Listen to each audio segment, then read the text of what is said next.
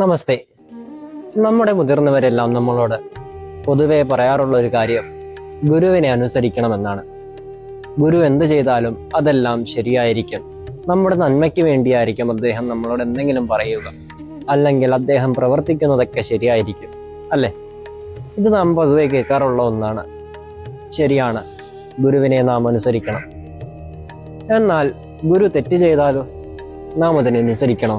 അതിനെ നാം ന്യായീകരിക്കണോ? അരുത്. പകരം നാം ആ തെറ്റ് അദ്ദേഹത്തിനെ ചൂണ്ടിക്കാണിക്കുക.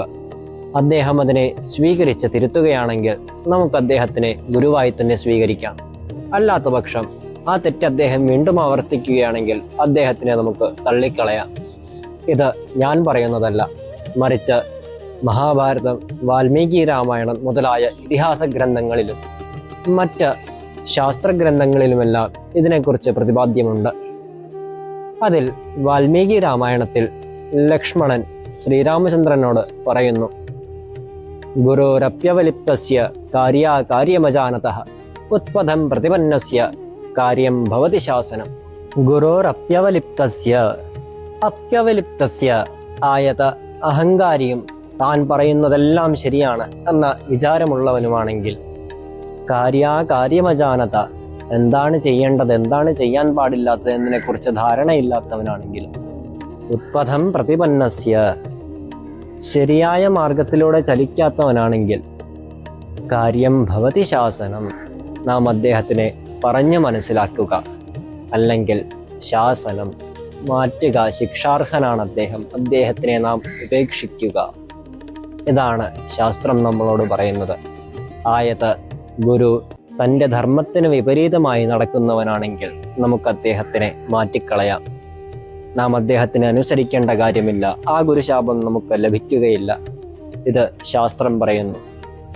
ആയതിനാൽ ഗുരുവിനെ നാം തിരിച്ചറിയുക.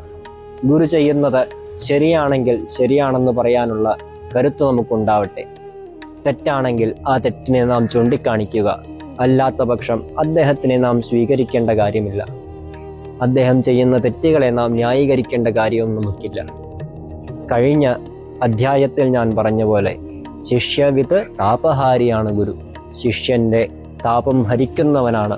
മറിച്ച് ശിഷ്യന് താപമുണ്ടാവുന്ന പ്രവൃത്തികൾ ചെയ്യുന്നവനാണെങ്കിൽ അദ്ദേഹം ഗുരുവല്ല.